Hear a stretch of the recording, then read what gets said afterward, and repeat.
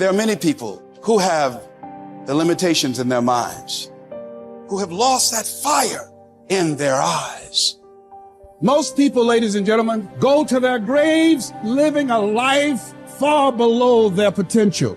The question is, if you died today, what ideas, what dreams, what talents, what gifts will die with you?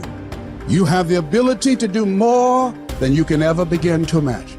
It's what you create. It's the habit of what you put in your head. See, someone can tell you your whole life you're a piece of crap, and part of you goes, you're full of it, I'm gonna show you. Lots of people have done that. They never bought it.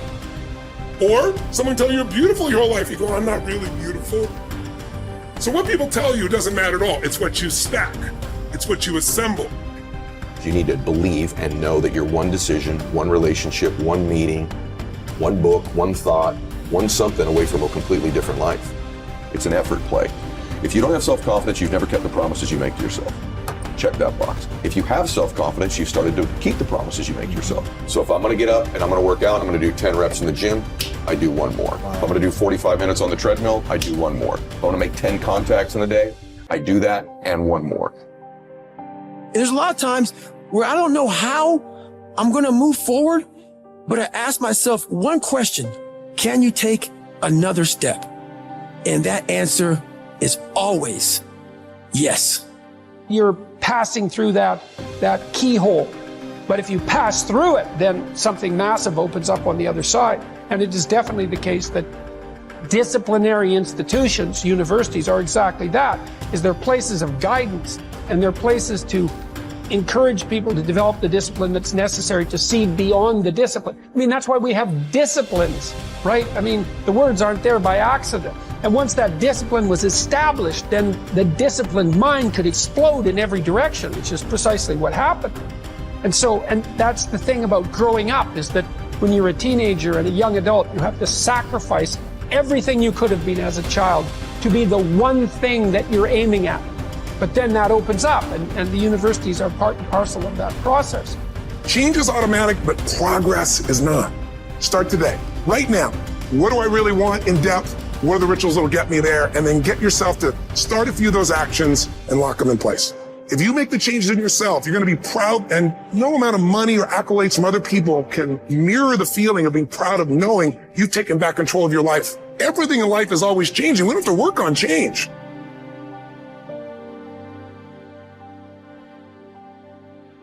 The major key to the good life.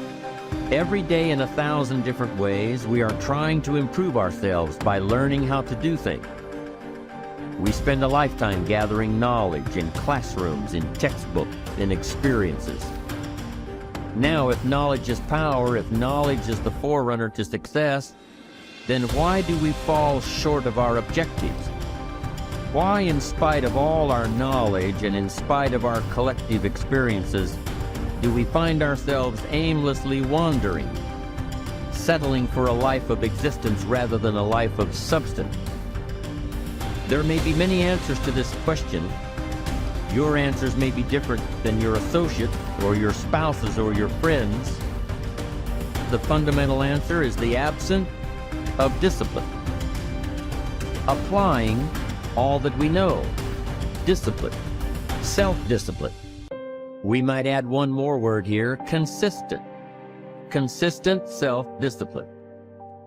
It doesn't really matter how smart you are or how much you know if you don't use it. And once you're disciplined, like you're like a sharpened sword, man, like a well-tempered blade, and then you can go out there and operate in the world. The reason that discipline is necessary is because you're a mass of competing short-term interests. And so the question is then, well, which short-term interest should win out? And the answer to that is none of them. They need to be organized into a hierarchy that makes them functional across time and across individuals. Really simple things you do right now to change your life. You can go to experience it that day, and then you get momentum. Day 1, day 2, day 3, day 4, and all of a sudden now what used to be hard to do is easy to do. And I think for anyone, you got to understand, anyone can learn anything. And I'm just not willing to settle for a life without passion and aliveness. That's just like, there's so much to learn, there's so much to grow.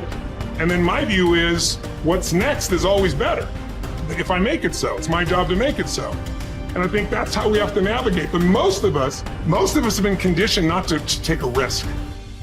And once you peel the crust, peel that crust away and see who you really are, you open your mind to a whole nother world. So I've opened my mind up to a whole nother world that most people can't even fathom because they haven't dug deep. So people think I'm crazy because I found a whole nother way of living.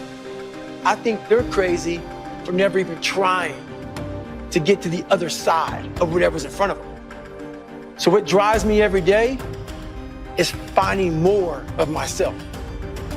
And being my best is a never-ending journey. It is said that the master swordsman Nakayama Hakudo would practice drawing his sword some 2,000 times a day. At the Hayashizaki Temple, in one marathon of endurance training, he was recorded drawing his sword 10,000 times in a single 24-hour period. We can imagine the sheer speed required to do this. And also the deliberateness to do so many reps in so little time. But why would he do such a thing at all? Because, as Octavian's teacher Arrius Didymus said, practice over a long time turns into second nature. We don't rise to the occasion, we fall to the level of our training. The samurai Musashi was once challenged by a warrior named Miyake Gunbei, a man who thought himself one of the best in the world. On his third attack, frustrated by his lack of success, Gunbei charged at Musashi in an aggressive lunge. Musashi, having prepared for this exact scenario countless times, replied, "That is not what you should do," then parried the blow with one sword and watched as the man gashed his own cheek against Musashi's other sword. How had he known? Practice. Chotan Siki Ren was Musashi's phrase. Training from morning to night. Oh, you've done that. Okay, do it some more. And after that, more, more, more. 1,000 days of training to develop. Musashi would write 10,000 days of training to polish. For a samurai, there was no such thing as pretty good. If a pretty good swordsman met a better fighter, he would die. It's like the Basketball Hall of Famer Bill Bradley's observation. When you are not practicing, refining, working, somewhere someone else is, and when you meet them, they will beat you or kill you. Gunbei was lucky enough to learn this lesson and live to tell about it. In fact, after Musashi treated the man's wound, Gunbei accepted that he was outmatched and became Musashi's student, training and practicing under him until he was no longer prone to the mistakes that come from such rashness. Look, this is not a drill. There is no greatness without practice. Lots of practice, repetitive practice, exhausting, bone-crunching, soul-crushing practice. And yet, what emerges from this practice is the opposite of those three feelings. Energy, strength, confidence. You deserve that. Yes, your body will burn, but that's the evidence. From that burning comes real heat you can apply to your craft, to your work, to your life. The cellist Pablo Casals practiced continually late into his life, even long after he was widely considered a master, because he believed he was still making progress. In fact, we might say that progress and practice are synonyms. You can't have the former without the latter. And the latter is worthless without the former. Drawing the sword from the scabbard, thrusting, blocking. To build up your stamina for those skills, you lift weights, you do conditioning. To put it all together, you spar. It's the same with music. You can jam with other talented musicians. You can put all those sessions together to learn new songs. But before all that, as Casals did, you can simply practice your scales in your bedroom for hours upon hours. What are those scales for you? You better know, and you better be doing them. No matter what you do, practice will make you better.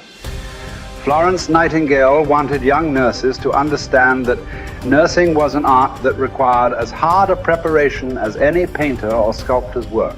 Churchill spent many evenings practicing his impromptu performances. Only you know what it will look like to train in your art like a samurai, an Olympic athlete, a master in pursuit of excellence.